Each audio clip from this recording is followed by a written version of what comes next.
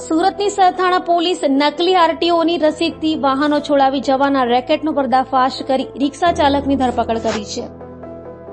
RTO duplicate રસીદ બનાવી વાહન છોડવાના રેકેટનો મામલો સામે આવ્યા બાદ આરટીઓની ડુપ્લિકેટ રસીદ બનાવી વાહનો છોડવાના રેકેટમાં પોલીસે રિક્ષા ચાલકની ધરપકડ કરી છે.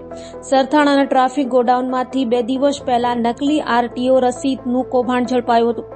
3 યુવક નકલી આરટીઓ રસીદ લઈ રિક્ષા છોડાવવા આવ્યા હતા. ટ્રાફિક પોલીસને શંકા જતા રસીદ પરનો QR કોડ સ્કેન કરતા સમગ્ર ભાંડો ફૂટ્યો હતો. 1 વર્ષની રસીદ તપાસ કરતા 29 નકલી આરટીઓ રસીદ મળી આવી હતી. તો આ અંગે ટ્રાફિક પોલીસે સરથાણા પોલીસમાં ફરિયાદ નોંધાવી હતી, જેના આધારે સરથાણા પોલીસે રિક્ષા ચાલક કૃષ્ણા કુશવાહાની ધરપકડ કરી છે. જ્યારે સુનિલ પંડિત નામના યુવકે 6000માં નકલી રસીદ બનાવી આપતો હોવાનું સામે આવ્યું છે. સુનિલે રિક્ષા ચાલક પાસેથી 1500 રૂપિયા લીધા હતા અને 4500 રૂપિયા રિક્ષા છોડાવ્યા બાદ લેવાનો હતો.